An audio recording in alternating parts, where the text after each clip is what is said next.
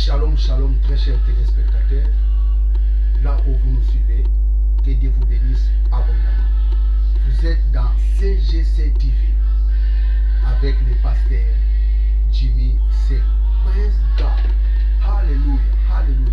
Bien, très chers téléspectateurs, aujourd'hui, ça sera la suite et fin de mon message que je suis en train d'exploiter dans cette chaîne de télévision sur la succession dans les ministères. Bien avant d'attaquer les taureaux sur ses cornes, j'aimerais commencer par la prière. Éternel Dieu, je bénis ton nom pour ces moments bénis. Tu m'as donné pour prêcher ta parole. Et laisse que ton esprit illumine le cœur de tous ces assels qui me regardent maintenant, afin qu'ils arrivent à comprendre ta pensée. Je te rends toute la gloire, tout honneur. C'est toi qui es notre Dieu et Père. Au nom de Jésus, j'ai ainsi prié. Amen. Praise God. Alléluia. Alléluia. Alléluia. Oui, très chers téléspectateurs, comme je vous ai dit, aujourd'hui, ça sera la suite et fin de ce thème que je suis en train d'exploiter dans cette chaîne de télévision. Et le thème que je suis en train d'exploiter est sur la succession dans les ministères.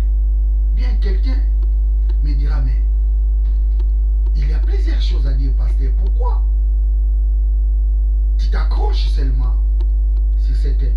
Et ma réponse est simple. Ce thème est très important pour l'Église. Des fois, la succession de l'homme de Dieu, ça crée les problèmes dans des églises, excepté nos frères catholiques et protestants. Et ils sont bien organisés. Ces communautés sont bien structurées. Et ce qui est différent dans d'autres églises. Alors pour éviter ce genre de fragmentation, pour éviter ce genre de division, il est mieux de sonder les Écritures pour comprendre la pensée de Dieu. Vous savez, quand David dit « Ta parole est une lampe à mes pieds », il est mieux sur mon sentier. David avait raison. Parce que quand la parole de Dieu devient une lampe dans ta vie, tu ne tâtonneras jamais. Tu marcheras avec précision. Tu sauras là où il faut poser les pas. C'est la même chose aussi avec l'Église. Si nous prenons la parole de Dieu comme une lampe, il n'y aura pas de division dans nos églises. Il n'y aura pas de fragmentation dans nos églises. Au contraire, il y aura l'unité dans nos églises. Praise God. Alléluia. Alors, ce thème est très important. C'est un thème très important pour l'Église. Écoutez, nous ne sommes pas serviteurs de Dieu seulement dans nos églises. Nous sommes serviteurs de Dieu dans le corps de Christ. Nous sommes là pour amener les gens, pour qu'ils arrivent à la taille de Jésus.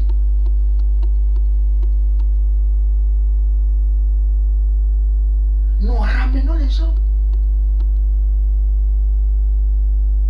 à la connaissance exacte, précise de la parole de Dieu. Nous ne sommes pas serviteurs de Dieu dans nos maisons, nous ne sommes pas serviteurs de Dieu dans nos églises, mais nous sommes serviteurs de Dieu dans le corps de Christ. Praise God.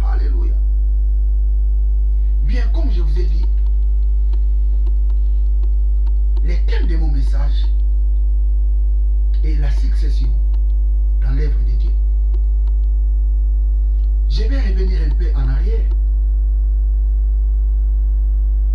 Je ne saurais pas parler tout ce que j'ai dit dans la première partie et deuxième partie. Mais justement, je vais faire une petite récapitulation pour aider ceux qui n'ont pas encore suivi les 2 prédications passées. Alors, j'avais dit que la succession dans les ministères, la première chose est familiale. Nous voyons dans l'église de Jérusalem, apôtre Jacques devenir les piliers numéro 1 de l'église.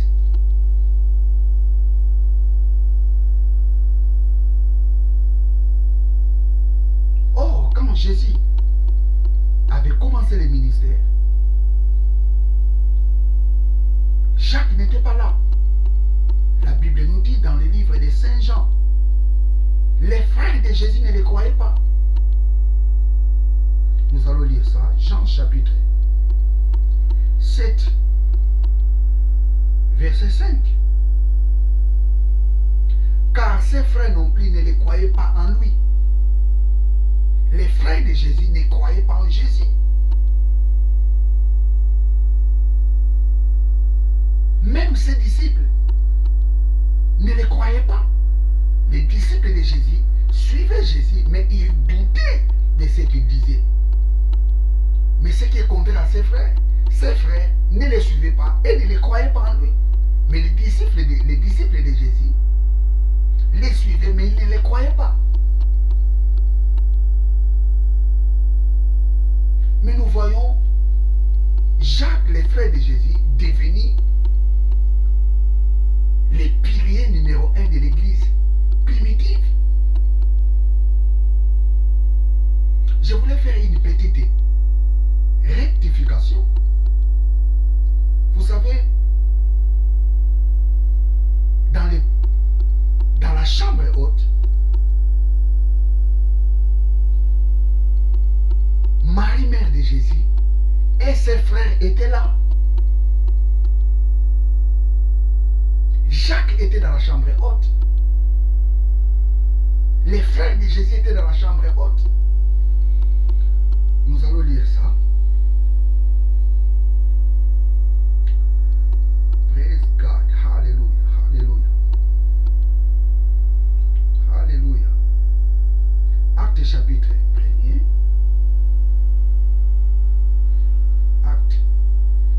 Acte chapitre 1er, verset 13 à 14. Acte 1er, 13 à 14. Quand ils furent arrivés, ils montèrent dans la chambre haute où ils se tenaient d'ordinaire. C'était Pierre, Jean, Jacques, André, Philippe, Thomas, Barthélemy, Matthieu, Jacques, fils d'Alpée, Simon, les Zélotes et Jude, fils de Jacques. Tout d'un commun d'accord persévèrent dans la prière avec les femmes et Marie, mère de Jésus, et avec les frères de Jésus. Marie et ses enfants, les frères de Jésus, étaient dans la chambre haute.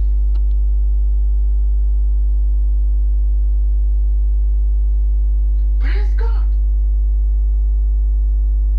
Vous savez, Jésus, avant son ascension, ou avant de monter au ciel, après sa résurrection, Jésus était avec ses disciples pendant 40 jours. Pendant 40 jours, il leur enseigné la parole de Dieu. Vous savez, les disciples de Jésus, avec ses frères, ont cru en Jésus quand ils ont vu Jésus ressuscité.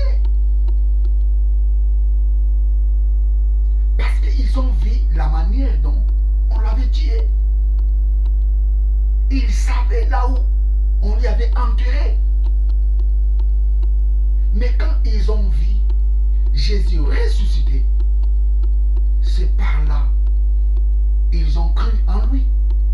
C'est par là ils ont dit que non, les choses que cet homme nous parlait, c'était des choses vraies.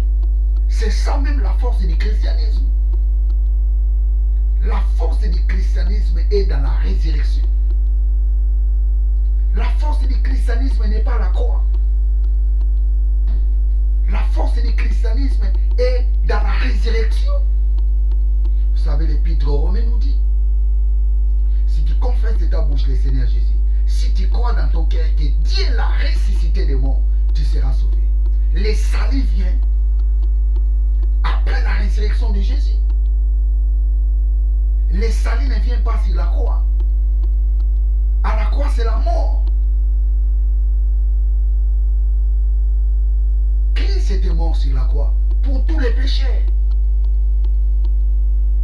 Mais sa résurrection nous donne la vie éternelle. Praise God. Praise God. Nous ne sommes pas sauvés sur la croix, mais nous sommes sauvés à la résurrection. Si Christ était mort, s'il n'était pas ressuscité, notre foi est vaine. La force du christianisme est dans la résurrection. L'apôtre Jacques a cru quand il a vu Jésus-Christ ressuscité. Jacques, frère de Jésus, s'est converti parce qu'il a vu Jésus-Christ ressuscité. C'est ça la force du christianisme. Jacques était dans la chambre haute, les frères de Jésus.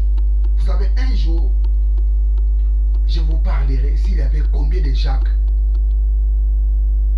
dans la Bible. Il y avait plusieurs personnes dans la Bible qui portaient le nom de Jacques. Mais ici, je précise très bien Jacques, frère de Jésus. Ok, nous allons lire un peu Matthieu chapitre 13.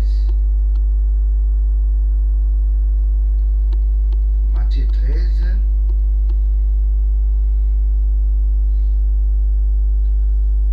Matthieu 13. Praise God, hallelujah. Matthieu 13, verset 55. N'est-ce pas le fils des charpentiers? N'est-ce pas Marie qui est sa mère? Jacques, Joseph, Simon et Jude ne sont-ils pas ses frères? Jacques. Et tous ces gens, Jacques, Joseph, Simon, Jude, étaient dans la chambre haute. La Bible nous dit, Marie et les frères de Jésus étaient dans la chambre haute.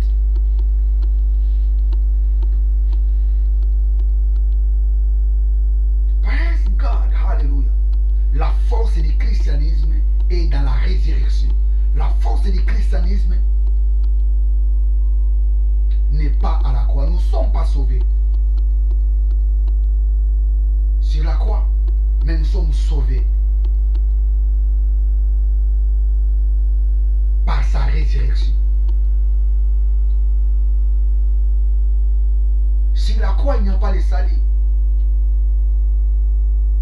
mais par sa résurrection,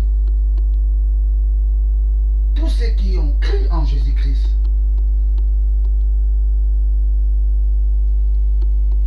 ont reçu la vie éternelle. Alléluia, alléluia. Donc Jacques s'est converti dans le christianisme après la résurrection de Jésus, parce que dans la chambre haute, il était présent. Parmi les gens qui ont parlé en langue, Jacques aussi était là. Les frères de Jésus étaient là. La Bible dit, ils parlèrent en langue. Praise God. Alléluia. Mais quand cette église avait commencé, c'était Pierre et Jean qui étaient les leaders.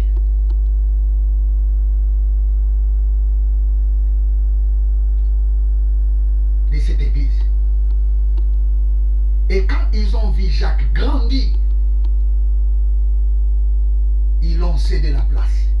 Et Jacques était devenu le pilier numéro 1 de l'église de Jérusalem.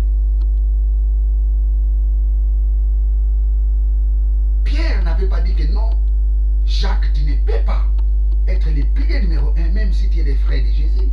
Parce que quand on a commencé cette affaire, toi tu n'étais pas là. Pierre n'avait pas dit comme cela, ni Jean, parce qu'il savait que la succession dans les ministères, la première chose, elle est familiale. Jacques était devenu le pilier numéro 1 de l'église locale de Jérusalem. Dans l'église universelle, Jésus-Christ demeure le souverain sacrificateur en perpétuité selon l'ordre de Melchisedec. Il est irremplaçable. Il est même le chef de l'église locale. C'est Jésus qui est le chef de l'église locale. Mais les leaders de ces églises sont remplaçables. Les leaders des églises locales sont remplaçables. Jésus étant le fondateur de l'église locale de Jérusalem, après son départ, c'est son frère Jacques qui lui a succédé. Et ça n'avait pas posé de problème aux disciples de Jésus.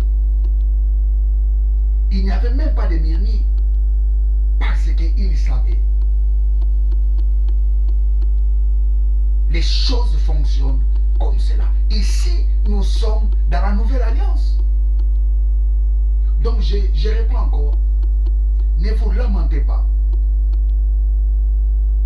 quand un pasteur prépare son enfant pour le succéder.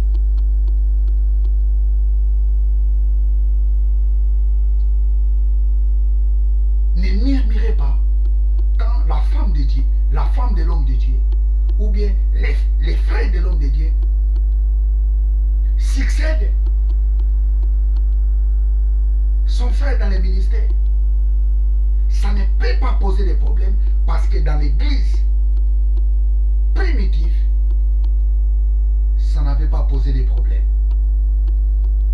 Si nous sommes fondés par les enseignements des apôtres et des prophètes, alors nous devons faire. Nous sommes obligés de faire ce que les apôtres ont fait. Praise God. Si on le fait, nous sommes dans la voie de Dieu. Praise God. Hallelujah. Et la deuxième chose, j'ai dit que la succession dans l'œuvre de Dieu peut se faire en commun accord. Si l'église ou bien si la communauté est dirigée par un collège de serviteurs de Dieu, alors la succession se fait en commun accord. Des serviteurs de Dieu. C'est les serviteurs de Dieu qui doivent s'entendre pour choisir qui va succéder à l'un d'entre eux.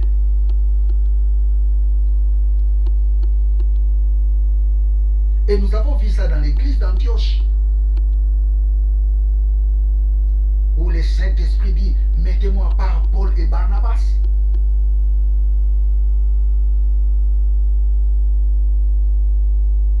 C'était un collège de serviteurs de Dieu. Et ils ont écouté la voix du Saint-Esprit et ils ont mis à part Paul et Barnabas en commun accord. Donc la succession de l'homme de Dieu dans les ministères peut se faire en commun accord si l'église est dirigée par un groupe des hommes de Dieu. Tous ces hommes de Dieu doivent s'entendre pour choisir qui va succéder l'un d'entre eux. Ici, nous sommes dans la nouvelle alliance. Et la troisième chose, nous voyons, Paul nomme les anciens dans des églises. Nous voyons ça dans l'église de Icône, dans l'église de Lystre, même dans l'église qui était en Antioche. Vous savez, dans la ville d'Antioche, il y avait deux églises. Il y avait une église qui était dirigée par un groupe de serviteurs et une église qui était dirigée par l'un des enfants de l'apôtre Paul.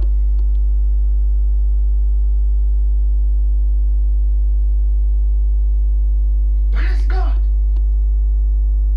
C'est Paul qui avait nommé ces anciens. Alors qu'est-ce qu'on dit? Qu'est-ce que je dirais? La succession dans l'œuvre de Dieu peut se faire par nomination. C'est la haute hiérarchie de la communauté qui décide qui va succéder à l'homme de Dieu.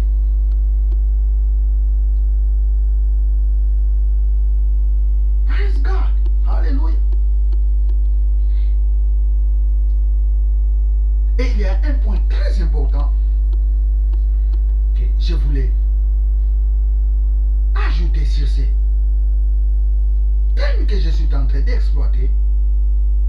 C'est la succession par tirage au sort. Nous avons ici dans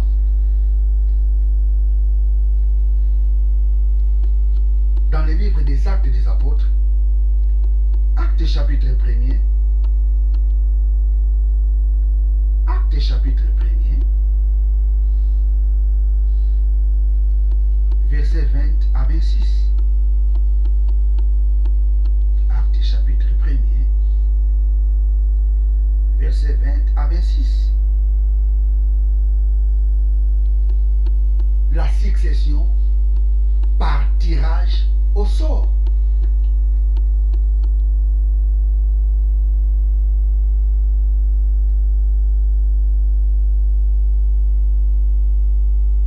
La succession par tirage au sort. Ici, nous sommes dans la nouvelle alliance. Vous savez, Jésus avait 12 apôtres. Parmi ces apôtres,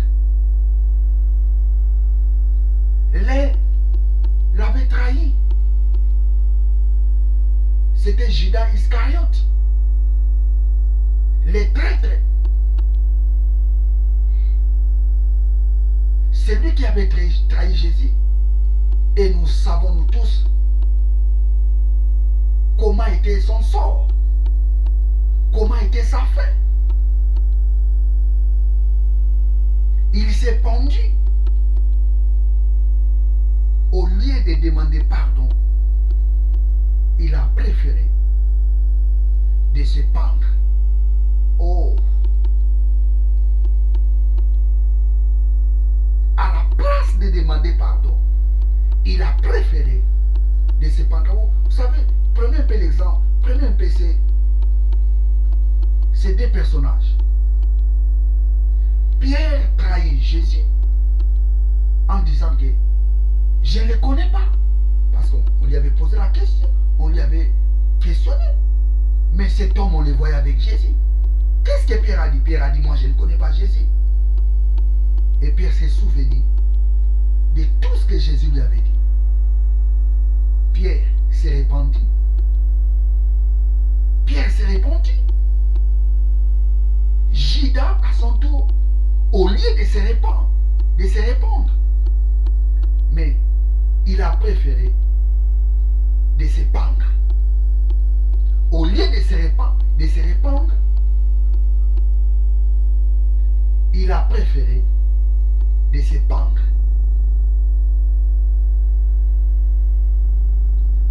Il avait la chance de faire la repentance. Il pouvait faire ça. S'il avait fait ça, Dieu allait le pardonner. Mais il a préféré de se pendre. qu'est-ce qui s'est passé? Les disciples se sont restés au nombre de 11. Parce que Jésus avait les 12 apôtres qui étaient tout proches de lui. Il avait plusieurs disciples, mais les 12 étaient ses proches. Il encadrait 12 personnes. C'était ses initiés. Mais nous voyons l'un d'entre eux s'est écarté de la troupe. Et qu'est-ce qui s'est passé? Les apôtres ont décidé quelqu'un puisse lui remplacer. Et qu'est-ce qu'on a fait? Ils ont fait un tirage au sort. Nous allons lire ça dans Actes chapitre 1, verset 20 à 26. J'ai lu. Or, il est écrit dans le livre des psaumes que sa demeure devienne déserte et que personne n'y habite et qu'un d'autre prenne sa place, sa charge. Il faut donc que parmi ceux qui nous ont accompagnés, tout le temps que le Seigneur Jésus a vécu avec nous, depuis le baptême des gens jusqu'au jour où il a été enlevé du milieu de nous, il y a eu un qui nous soit associé comme témoin de sa résurrection. Il en est présenté des Joseph, appelé Barsabas, surnommé Justus, et Matthias. Puis ils firent cette prière: Seigneur, toi qui connais le cœur de tous, désigne lesquels de ces deux tu as choisi, afin qu'il y ait part à ce ministère et à cet apostolat que Judas a abandonné pour aller à son lieu. Alléluia. Ils tirèrent au sort et le sort tomba sur Matthias qui fut associé aux 11 apôtres. La succession par tirage au sort. Ici, nous sommes dans la nouvelle alliance. La succession par tirage au sort. Mais je vous dis, aujourd'hui, si on les fait, ça sera catastrophique. Ça sera catastrophique parce que les gens ne sondent pas les Écritures.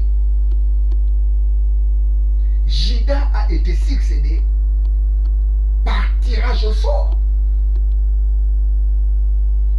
Vous savez, dans l'Ancien Testament, les gens connaissaient la pensée de Dieu par Urim et Tumim. C'était ces deux pierres que Aaron portait dans son pectoral. Et ces deux pierres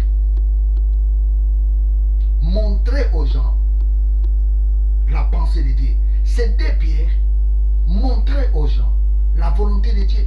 Mais ici, nous sommes dans la nouvelle alliance. Je ne sais pas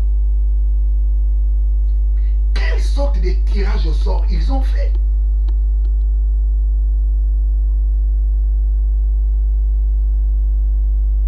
Ils ont fait les tirages au sort. Dans l'Ancien Testament, on connaissait la volonté de Dieu quand on consulte les Urim et les Tumim.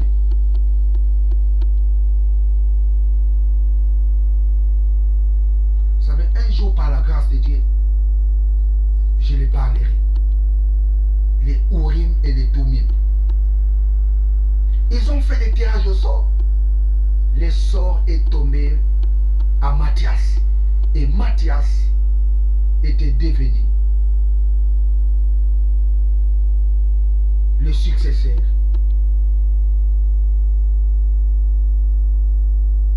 de Judas Iscariote, celui qui a succédé Judas Iscariote. Praise God, hallelujah. Donc, très chers téléspectateurs,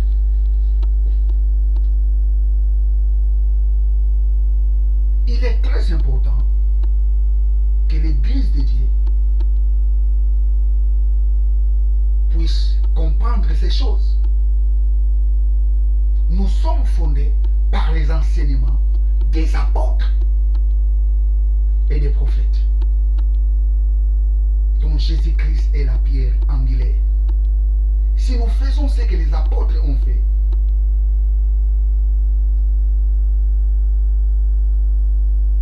nous allons marcher de succès en succès, de gloire en gloire. Si nous marchons, si nous faisons ce que les apôtres ont fait, nous serons toujours dans la voie de Dieu parce qu'ils sont notre exemple. Ils sont notre exemple.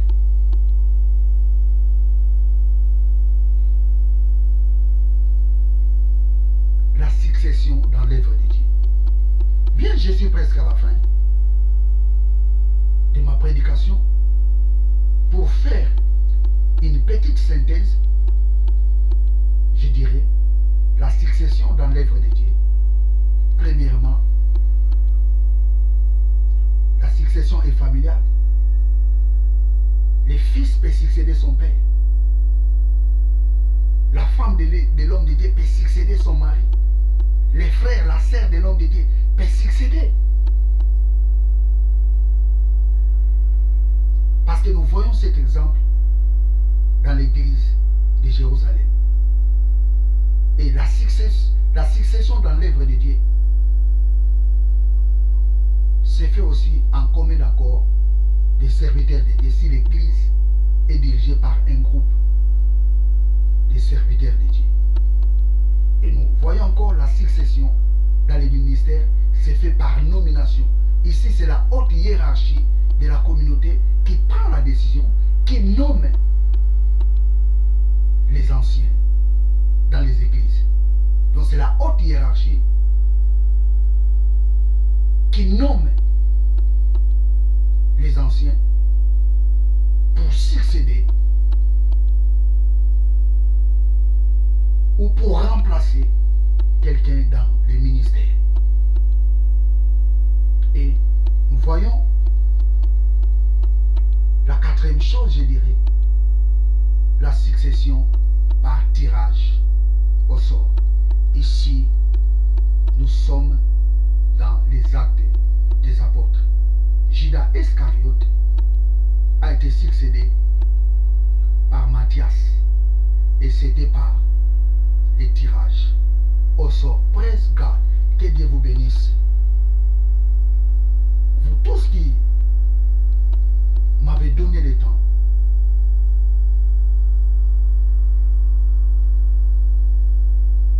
de parler pour votre édification, pour votre information. Que Dieu vous bénisse abondamment. Bien, c'était le pasteur Jimmy Senga dans CGC TV. Croissez dans la grâce et dans la connaissance télévision. S'il y a quelque chose que vous n'avez pas compris pendant ma prédication, tu peux donner les commentaires. Je lirai les commentaires et je peux vous répondre. Que Dieu vous bénisse abondamment. Oui, je vais faire la prière pour clôturer ma prédication. Éternel Dieu, j'ai béni ton nom pour ce temps que tu m'as accordé pour prêcher ta parole. Merci tendre Père parce que j'ai parlé tout ce qui était dans mon cœur, tout ce que tu as mis dans mon cœur. Je l'ai parlé sans se compromettre. Je te rends toute la gloire. C'est toi qui es notre Dieu. Merci parce que cette prédication produira des effets. À ceux qui ont ouvert les